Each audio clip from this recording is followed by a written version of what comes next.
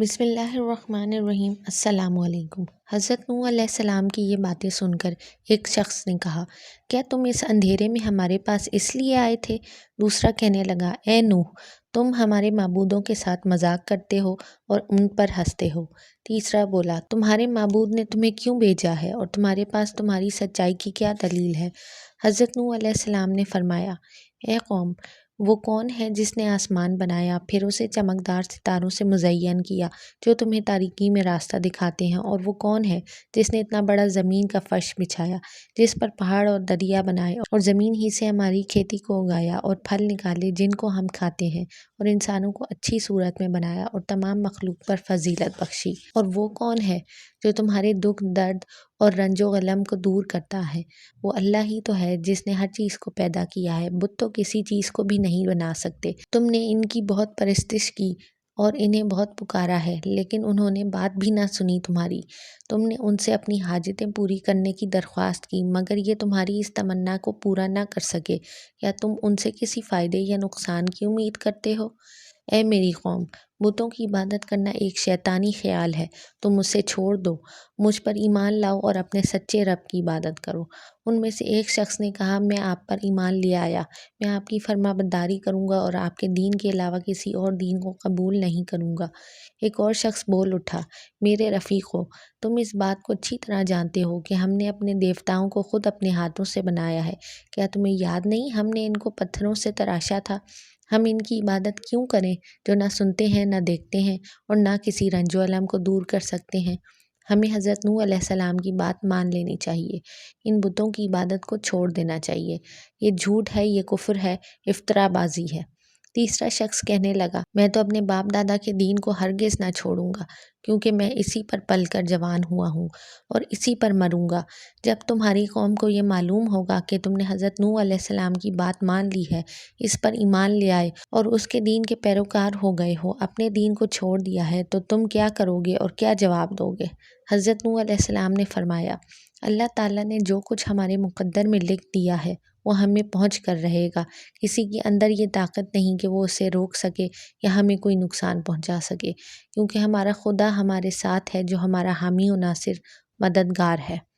حضرت نوح علیہ السلام پوشیدہ طور پر قوم کو اللہ کی عبادت کی طرف بلاتے رہے اور بتوں کی پوجا چھوڑ دینے کی تلقین کرتے رہے۔ آخرکار اللہ تعالیٰ نے آپ کو حکم دیا کہ وہ کھلم کھلا لوگوں کا اللہ کا پیغام پہنچائیں۔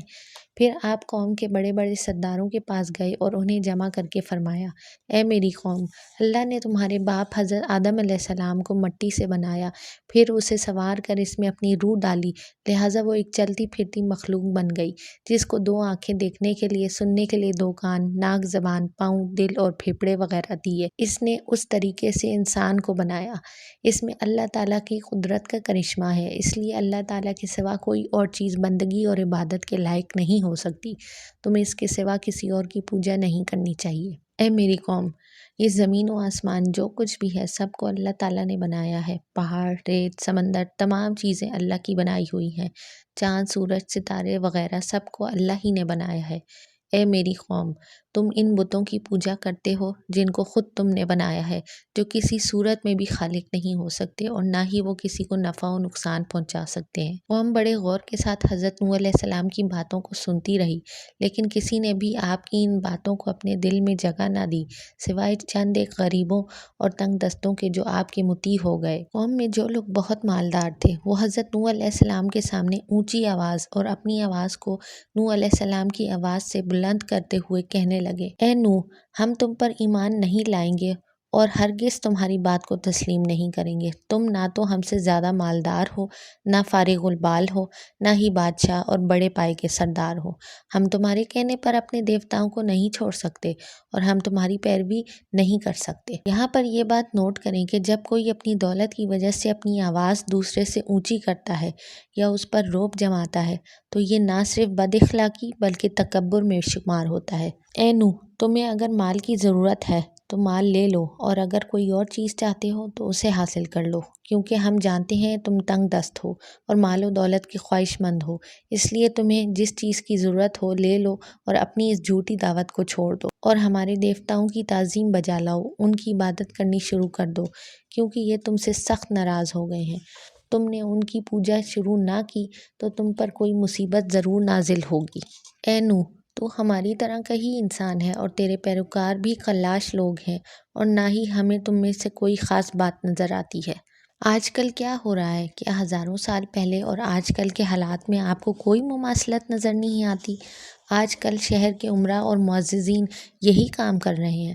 سجاوٹ اور آرٹ کے نام پر بڑے بڑے خوبصورت ڈیزائن کی مورتیاں چمکتے رنگوں کی بڑی مہنگے داموں خریدتے ہیں اور بڑے فخر سے ایک دوسرے کو دکھاتے ہیں اور گفٹ کرتے ہیں۔ یاد رکھیے، یہ ایک جال ہے، کیونکہ شیطان ہمارے اعمال کو ہمارے سامنے مزین کر کے دکھاتا ہے۔ اس کے جال سے بچیں اور ان بتوں کو اپنی زندگی سے نکال پھینکیں۔ حضرت نوح علیہ السلام نے فرمایا، اے میری قوم، میں تم سے کوئی اجر نہیں چاہتا، مجھے اللہ ہی اجر دے گا۔ اے میری قوم، میں تمہارا خیر خواہ ہوں، مجھے تمہاری بھلائی کی ضرورت نہیں ہے، میں چاہتا ہوں کہ تم سعادت مند اور خوشحال بن جاؤ۔